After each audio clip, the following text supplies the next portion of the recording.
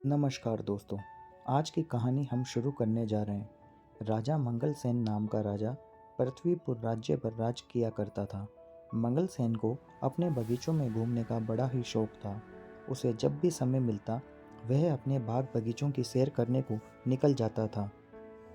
प्रकृति के बीच में समय गुजारना उसे बड़ा ही अच्छा लगता था। एक दिन वह जब अपने शानदार बगीचे की सैर कर रहा था तो उसने देखा कि एक बारहसिंगा उसके बगीचों में घुस आया है और वह इधर उधर दौड़कर बगीचे में लगे हुए फूल पौधों को तहस नहस कर रहा था। राजा को अपनी बगीचे के पौधे और फूलों से बहुत ही लगाव था। यह दृश्य देखकर राजा आग बबूला हो गया। राजा मंगलसेन ने तुरंत अपने सैनिकों को आवाज लगाई कि वे बारहसिंगा को पकड़े और राजा खुद भी बारहसिंगा का पीछा करते हुए इधर उधर दौड़ने लगा। बारहसिंगा बगीचे से बाहर आ गया और राजा ने भी उसके पीछे अपना घोड़ा दौड़ा दिया। मंगलसेन बारहसिंगा का पीछा करते करते अपने राज्य की अंतिम सीमा तक आ गया, परंतु वह बारहसिंगा को न पकड़ सका। उछलता कूदता बारहसिंगा उसकी आंखों से ओझल हो गया। अब राजा मंगलसेन थक चुका था। उसकी वहां से आगे जाने की इच्छा नहीं हुई तो वह वहीं पर रुक गया। मौसम बहुत ही गर्म था और राजा को प्यास भी लगने लगी। उसने नहाने की सोची। जब वह नहा रहा था तो एक चोर उसका घोड़ा और कपड़े लेकर भाग गया। चोर अपने पुराने कपड़े वहीं पर फेंक गया। राजा के लिए अब बहुत ही खराब हालत हो गई थी। अब वह क्या करता कि अपने महल में वापस कैसे लौटे, क्योंकि बिना घोड़े और बिना कपड़ों के लोग उसकी हंसी उड़ाएंगे। राजा ने वहां पर पड़े हुए चोर के पुराने कपड़े पहन लिए और अपने पड़ोसी राज्य को घूमने के विचार से राज्य की सीमा को पार करके दूसरे राज्य में चला गया। बहुत दूर तक राजा मंगलसेन चोर के कपड़ों में घूमता रहा। तभी उसकी नज़र झाड़ियों में चमकती हुई एक वस्तु पर पड़ी। राजा ने तुरंत वह वस्तु उठा ली। यह वस्तु चमकता हुआ एक मोतियों का हार था, वह भी बहुत ही कीमती मोतियों का हार। राजा सोचने लगा, भगवान का लाख लाख धन्यवाद, जो ये मोतियों का हार मुझे मिल गया। अब मैं अपने लिए नए कपड़े और एक घोड़ा खरीद सकता हूँ। चलो चलकर इसे बाजार में बेचने की कोशिश करता हूँ। चलते चलते वह पड़ोसी राज्य के बाजार में जा पहुँचा। वहाँ वह एक सुनार के पास गया और कहने लगा, सेठ जी, क्या तुम मुझसे एक मोतियों का हार खरीदोगे? मेरे पास बेचने के लिए एक कीमती हार है। मैं एक नदी पार कर रहा था तो मुझे वहाँ पर यह हार मिला। सुनार बोला, दिखाओ तो कैसा कीमती हार है। राजा मंगलसेन ने वह हार सुनार को दिखाया। हार को देख के सुनार चिल्ला पड़ा, अरे चोर, इसको तुमने कहाँ से चुराया? मैंने ऐसे ही दो हार राजा साहब के लिए बनवाए थे, उसमें से एक पता नहीं कहाँ चला गया। जरूर तुमने ही यह चुराया होगा। चलो इसी समय राजा के दरबार में। मंगलसेन बोला, नहीं सेठ जी, ऐसी बातें मत करो, मैं चोर नहीं हूँ, मुझे तो ये हार पड़ा हुआ मिला था। परंतु सेठ ने उसकी एक न सुनी और तुरंत अपना नौकर भेजकर कोतवाल को बुला भेजा। मंगलसेन ने कोतवाल के सामने भी अपनी बेगुनाही की बात कही, मगर उसे पकड़कर महाराज के सामने हाजिर कर दिया गया। जब मंगलसेन को महाराज के दरबार में लाया गया तो सुनार ने महाराज के सामने अपनी शिकायत रखी और मंगलसेन को चोर बताया। राजा ने मंगलसेन का पक्ष सुने बिना ही कहा, क्योंकि यह सुनार हमारे राज्य का एक सम्मानित व्यापारी है तो इसकी बात एकदम सच्ची मानी जाएगी, जबकि यह आदमी हमें कोई घुसपैठिया मालूम पड़ता है। इसीलिए इसे चोरी के अपराध में कारागार में डाल दिया जाए और ठीक 3 दिन बाद इसके हाथ काट दिए जाएंगे। यही हमारे राज्य का कानून है। फैसला सुनकर मंगलसेन घबरा गया और दया की भीख मांगने लगा, परंतु किसी ने उसकी एक न सुनी और उसे कारागार में डाल दिया गया। इस राज्य का राजा जितना अन्यायी था, उसकी रानी उतनी ही दयालु थी। जब रानी को यह सारी बात मालूम हुई तो उसने राजा से कहा, महाराज, आप इतना बेरहम हुक्म कैसे दे सकते हैं, जबकि इस मामले में कोई गवाह भी पेश नहीं किया गया और न ही आपने उसे अपराधी को अपना पक्ष रखने दिया। यह सुनार तो होते ही बदमाश है। आप तो जानते ही हैं कि यह पैसे के लिए कितना झूठ बोलते हैं और धोखा देते हैं। सच कहिए तो मुझे उस आदमी की बात पर पूरा विश्वास है। राजा ने उसे डांटते हुए कहा, जुबान संभाल कर बात करो, तुम्हारे काम राजकाज के मामलों में दखल देने का कोई हक नहीं है। रानी बोली, मैं चुप नहीं रहूंगी। कुछ दिनों से मैं दरबार में आपका खराब व्यवहार देख रही हूँ। आपके सलाहकार और मंत्री आपसे नाखुश हैं और आपकी जनता आपसे विद्रोह करने को तैयार है। अगर आप इसी रास्ते पर चलते रहे तो सारा राज्य बर्बाद हो जाएगा। रानी की बातें सुनकर महाराज का गुस्सा और भी भड़क गया, मानो आग में घी डाल दिया गया हो। उसने कहा, ठीक है, तुम्हें अगर उस आदमी से इतनी हमदर्दी है तो मैं तुम्हें उसी के पास पहुंचा देता हूँ।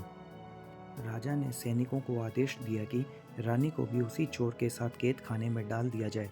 सैनिक ये सुनकर चौंक पड़े। वे चाहते तो नहीं थे, परंतु राजा के हुक्म का पालन करना उनकी मजबूरी थी। सैनिकों ने रानी को मंगल सेन के साथ उसी कारागार में डाल दिया। मंगल सेन ने जब रानी को अपने कारागार में देखा तो आश्चर्यचकित रह गया। रानी ने उसे पूरी बात बताई। अब मंगल सेन और रानी दोनों को ही एक दूसरे से हमदर्दी हो गई थी। वह रात दोनों ने जाग कर बिताई। कारागार के कुछ सैनिक रानी के वफादार थे, जबकि वे महाराज से नाखुश थे।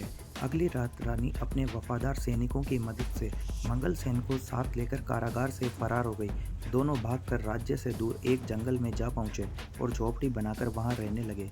मंगल सेन को कारागार में बहुत ही यातनाएं दी गई थी, जिसकी वजह से वह अस्वस्थ रहने लगा था। रानी ने उसकी बहुत ही सेवा की, जब तक कि मंगल सेन ठीक नहीं हो गया। जल्द ही रानी मंगल सेन को पसंद करने लगी। मंगल सेन भी रानी के प्यार का बदला प्यार से ही दिया और दोनों ने विवाह कर लिया। मंगल सेन जंगल से लकड़ियां काटकर बेचने लगा, जिससे कि वह अपना जीवन निर्वाह करने लगे। कुछ महीनों बाद मंगल सेन की पत्नी ने एक सुंदर बालक को जन्म दिया। एक दिन की बात है, जब मंगल सेन की पत्नी जंगल में कुछ फल तोड़ने गई हुई थी, तो उसका पति और बच्चा सोए हुए थे। अपने बच्चों को वह मंगल सेन की निगरानी में छोड़ गई थी। घुटनों के बल चलते चलते बच्चा नज़दीक के ही एक कुएं के पास जा पहुंचा और कुएं में गिर गया। जब मंगल सेन की आंख खुली तो बच्चे को वहां न पाकर वह बहुत ही दुखी हुआ। वह तो बिल्कुल पागल सा ही हो गया था और चिल्ला चिल्ला कर रोने लगा।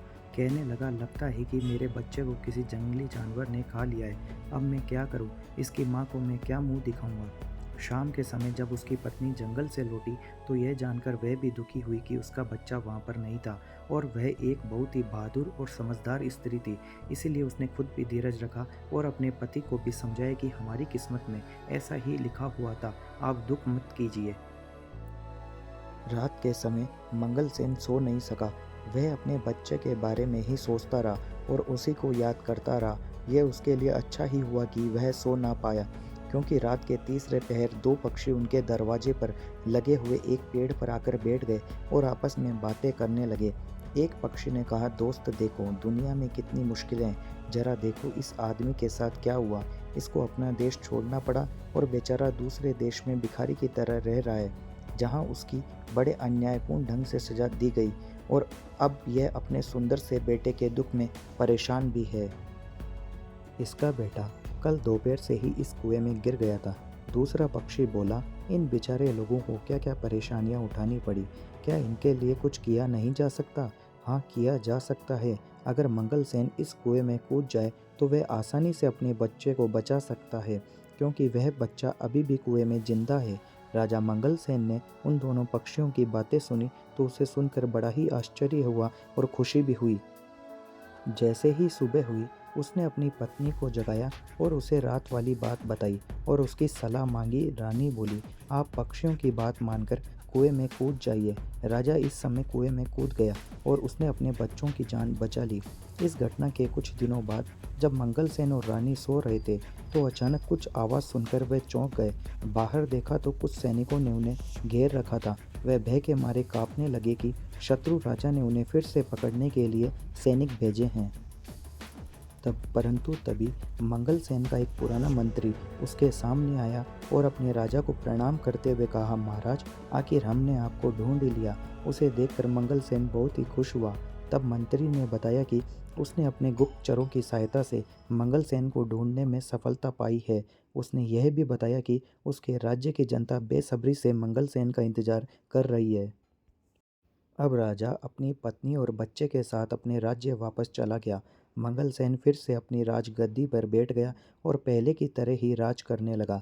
गद्दी पर बैठते ही मंगल सेन सबसे पहले यह काम किया, उसने अपनी सेना को लेकर उस राज्य के ऊपर चढ़ाई कर दी जिसने उसके साथ बुरा व्यवहार किया था। इस युद्ध में मंगल सेन जीत गया और वह दूसरा राजा हार गया। शत्रु राजा मंगल सेन से दया की भीख मांगने लगा। शत्रु राजा ने बताया कि इस दुष्ट सुनार की वजह से उसने मंगल सेन के साथ ऐसा व्यवहार किया था। अब वह उसको जाते ही सजा देगा। शत्रु राजा को गिड़गिड़ाता हुआ देखकर मंगल सेन को उस पर दया आ गई। मंगल सेन ने उसे माफ़ कर दिया और उसे छोड़ दिया। उसके बाद सारे राज्य में शांति और खुशहाली फैल गई। मंगलसेन अब अपनी पत्नी और बच्चे के साथ एक खुशहाल जीवन बिताने लगा। सारी प्रजा अपने राजा के साथ साथ नई रानी और उसके बच्चे को पाकर भी बहुत प्रसन्न थी। तो दोस्तों, ये कहानी आपको कैसी लगी हमें कमेंट बॉक्स में बताएं और ऐसे ही कहानियों के लिए चैनल को सब्सक्राइब कीजिए। धन्यवाद।